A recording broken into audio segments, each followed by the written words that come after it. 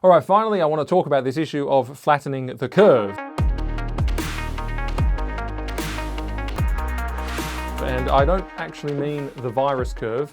I mean the decidedly less interesting curve, but nonetheless more important, well, as important curve, which is the debt curve.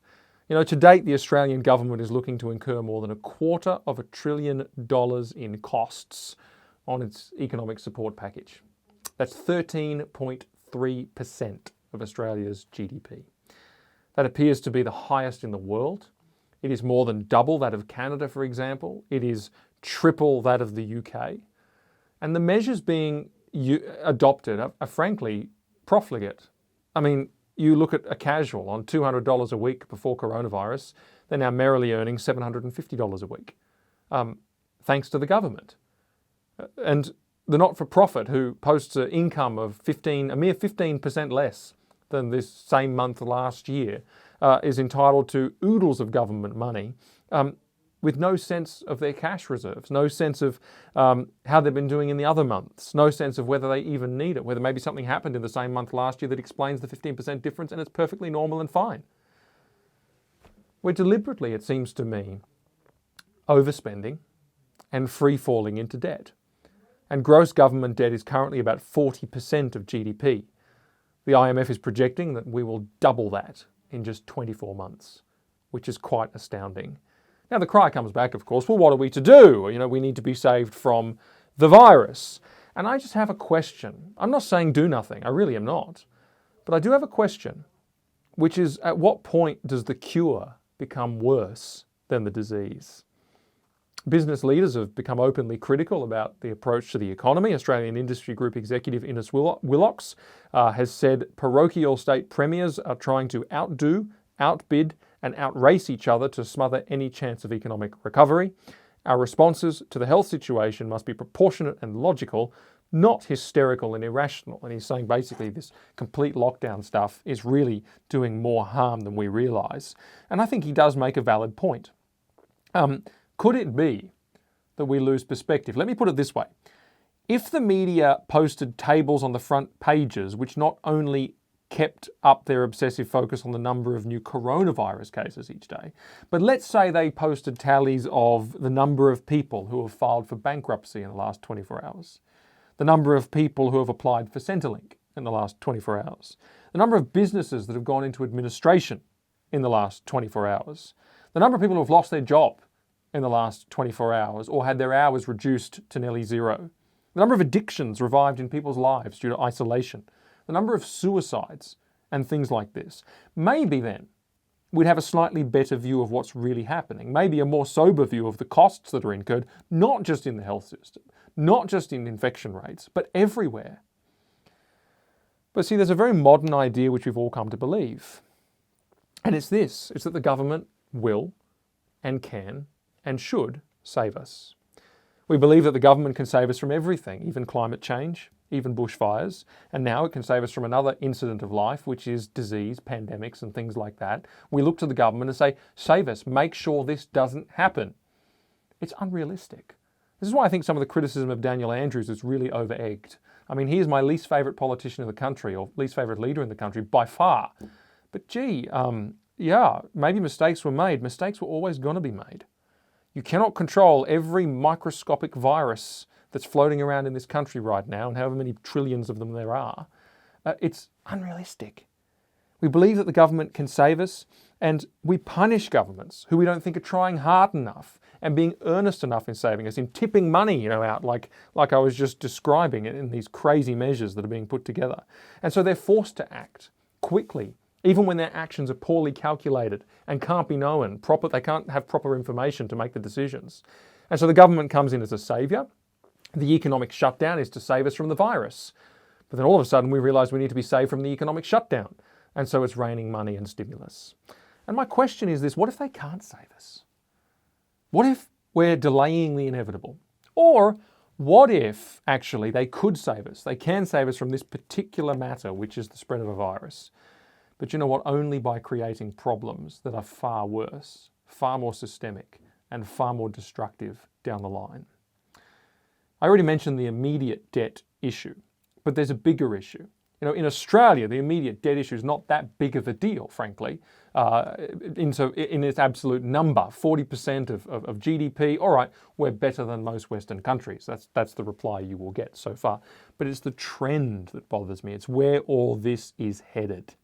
The 2008 global financial crisis struck, and Australia had uniquely posted a decade of budget surpluses, resulting in the repayment of all government debt. And the West responded, though, all Western countries responded to the GFC in nearly the same way. And it's called the Keynesian Approach. When the economy's on the slide, it means not enough people are spending money or investing in things, and so the government steps in, again, the saviour, saves us from our own lost confidence by spending up big on lots and lots and lots of stuff. And Prime Minister Kevin Rudd gave nearly every Australian $800 in cash.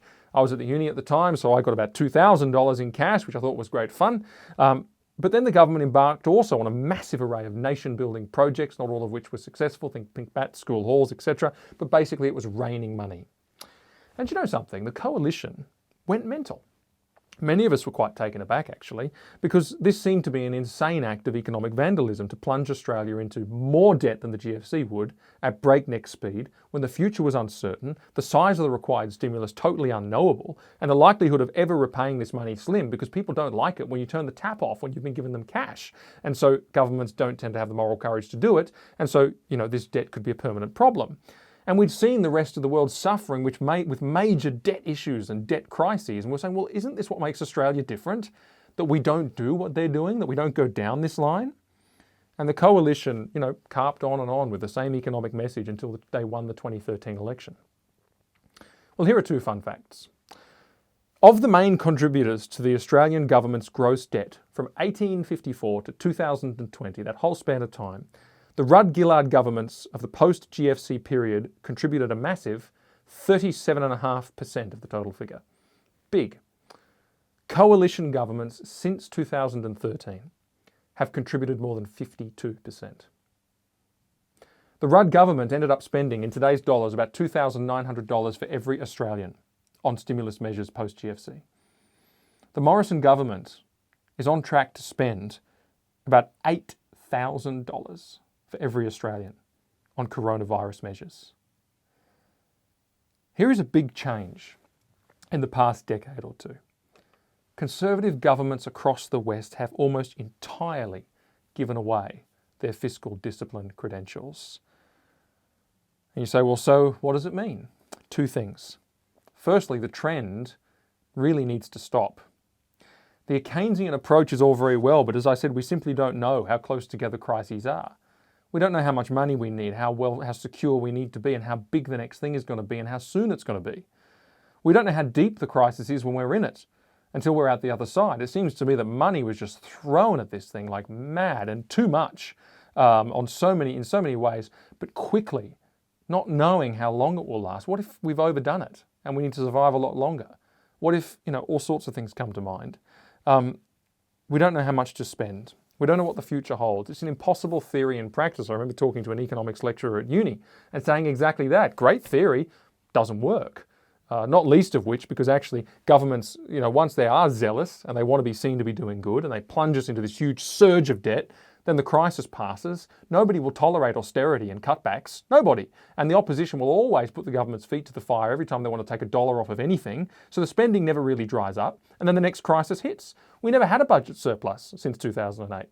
Not one. It was supposed to happen this year, but it isn't happening now. And the surge is back on, back into more debt. The trend is bad. Which leads me to my second point. This problem is intergenerational. Large sections of the current generation probably won't fully have to deal with this issue because this is a trend that will come home to roost in the future. It is young people who will face the full brunt of unrepayable debt, flat economic growth, minimal superannuation, lower living standards than their parents, trouble with interest rates, inflation, and languishing investment. It's funny because actually I'd say that's probably the demographic that'd be least interested in this topic and yet will certainly be most affected by it. It's already the case that many young people, and surveys indicate this, don't have confidence that the future is secure. There's no hope in the system. And that's not for no reason. Some of the reasons for that are wrong, but some of them are actually okay. They're not bad. because some are valid and this is one. And the long-term integrity of the system looks to many flaky. And it's affecting the psychology of young people, their approach to life. Gone are the days when hard work, a mortgage and 600 square metres of land held a nearly certain promise of a secure life. It just doesn't look like this system is going to give back in the same way. It's accelerating the youth's slide into ideologies that say the system is broken and that there's nothing in it for them.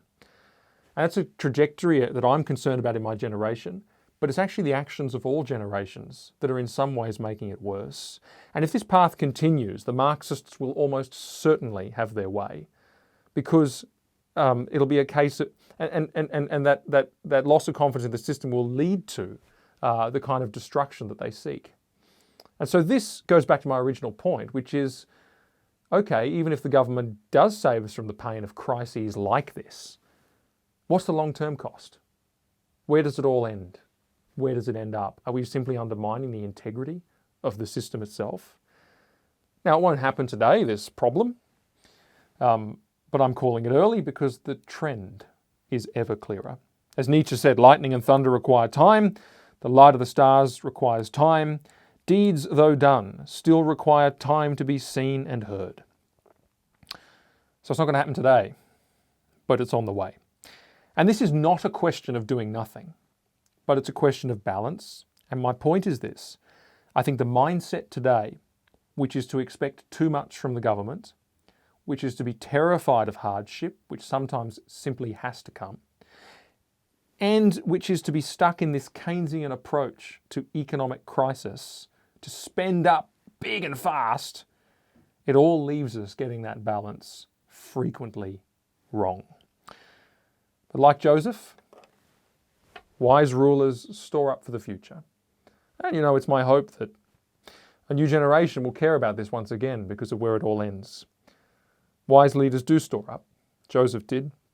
But the foolish squander. And the thing is, both approaches yield their own fruits in their time. I'm Mark Niles, and that was the truth of it. Hey, one more thing. I've been looking at the metrics and I figured out something. You guys are watching the videos and not subscribing. So please help us out a great deal by hitting the like button and then hitting subscribe, hitting the bell as well so you get the notifications. It helps us out a really great deal, and you can click here to see more videos.